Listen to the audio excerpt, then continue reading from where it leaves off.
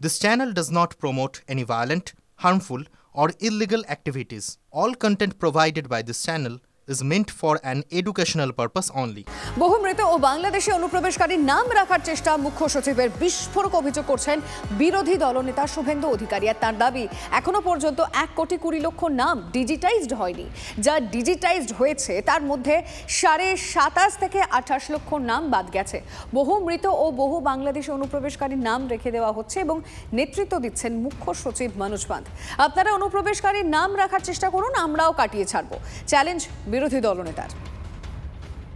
So far my knowledge 1,20,00,000 ভোটার এখনো পর্যন্ত আপনার ডিজিটাইজ হয়নি। আর যা ডিজিটাইজ হয়েছে তার মধ্যে 27-28 লক্ষ নাম বাদ গেছে। কিন্তু এই সংখ্যা অত্যন্ত অল্প।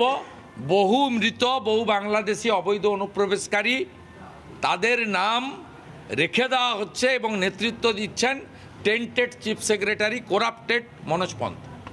আমাদের কাছে এভিডেন্স আছে, আমরাও পুরো নজর রেখেছি। প্রক্রিয়াটা আরও 2 মাস চলবে। আপনারা করতে থাকুন, আমরা কাটিয়ে ছাড়ব। আমাদের হাতেও 6 নম্বর, 7 নম্বর, 8 নম্বর ফর্ম আছে, আমরা প্রয়োগ করব।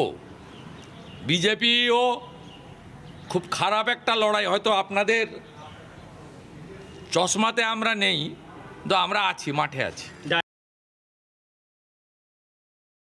বক্তব্য যেখানে সরাসরি মুখ্য সচিবের বিরুদ্ধে বিস্ফোরক অভিযোগ আনছেন, যেখানে শুভেন্দু অধিকারীর অভিযোগ বহু মৃত ও বাংলাদেশি অনুপ্রবেশকারীদের নাম রাখার চেষ্টা করা হচ্ছে এবং মুখ্য সচিব সেই নাম রাখার চেষ্টা করছেন।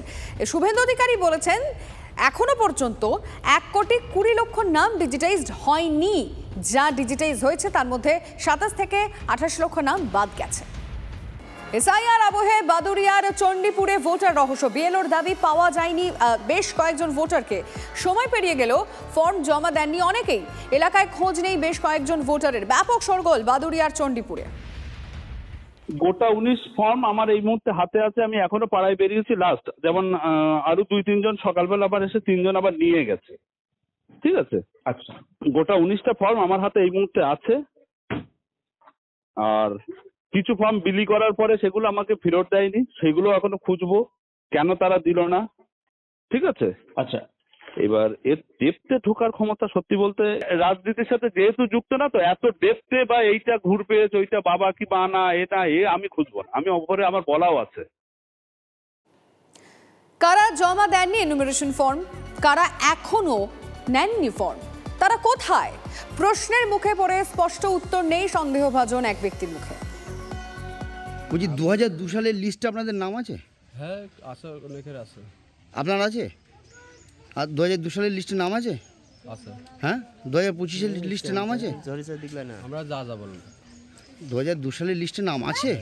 আছে তো, সবাই কম বেশি সবারই আছে। আচ্ছা, দেখাবেন একটু লিস্টটা। সেটা আমরা তো জমা দিয়ে দিয়েছি। লিস্টে যেটা একটা আছে না, একটা আছে, সেটা বাড়িতে তখন কেউ নেই, সব কাজে চলে গেছে। আচ্ছা। এই অবস্থায় স্থানীয় বাসিন্দাদের দাবি ওই এলাকায় বাস শতাধিক বাংলাদেশির। তৃণমূলের মদতেই গজিয়ে উঠেছে বাংলাদেশি কলোনি। সব বাংলাদেশি। আচ্ছা আচ্ছা, কতজন আছে মোটামুটি? এরা শতখানি হবে, 100 পরিবার হবে। 100 পরিবার? বাবা, এদের তো 2002 সালের লিস্টে কারোর নাম নেই। কারোর নাম নেই। আচ্ছা, এখন এরা লিস্টে নাম টাম তুলেছে? এরা এখন সব নাম তুলে দিয়েছে। আচ্ছা, এরা সরকারি সুবিধা সব কিছু পায় না? সব কিছু পাচ্ছে। এরা কি পায়? এরা রেশন পাচ্ছে।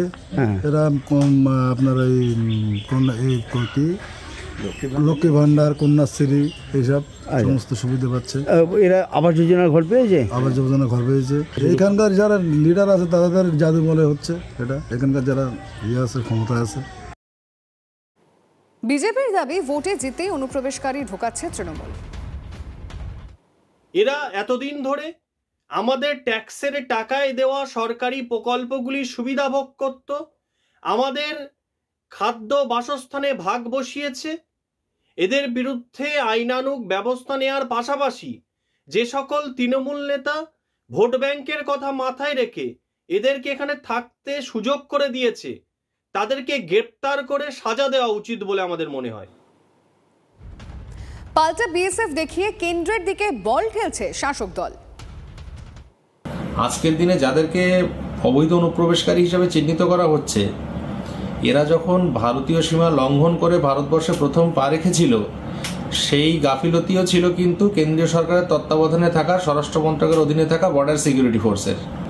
একজন মানুষ যদি বৈধ ভারতীয় নথি সংগ্রহ করে পশ্চিমবঙ্গ রাজ্যে বসবাস করে পশ্চিমবঙ্গ সরকারের কোনো জনপরিষেবা পেয়ে থাকেন, সেজন্য পশ্চিমবঙ্গ সরকারের দোষ হবে বা তৃণমূল কংগ্রেস পরিচালিত সরকার বলে তৃণমূলের দোষ হবে, এটা সম্পূর্ণ ভিত্তিহীন। এই ধরনের কথা বিজেপি নেতারা অভিযোগ আকারে বলতে পারেন, এসবের কোনো মানে হয় না।